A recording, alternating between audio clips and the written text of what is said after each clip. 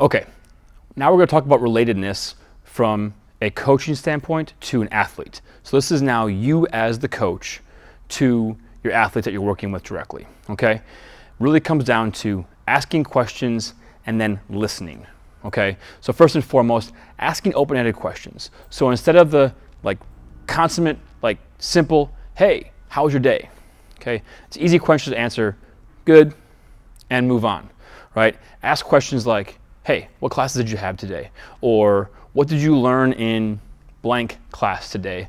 Where they have to respond and they have to kind of think and process a little bit, okay? So that's step one. Step two, you need to listen to the response intently, okay? And I'm going to use my wife's family as an example. She has 3 sisters, okay?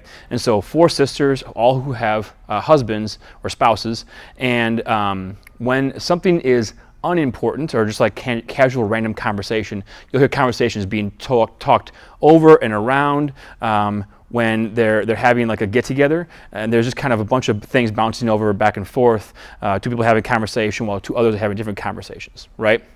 When something's really important, like someone is sick or someone got injured, all of a sudden everybody stops talking and everyone focuses on that person. They do a great job of listening intently when the topic is of importance. You need to make your athletes' answer recognized as important. You need to stop, face them, look them in the eye, and listen to their response intently. Because they have been interrupted most likely all day long or haven't had the chance to really talk and have someone actually listen to them. You want to be that person to do so. And if so, they're going to better relate to you. Okay? So your action step is to have 5 really good questions in your back pocket. So kind of your go-tos, right?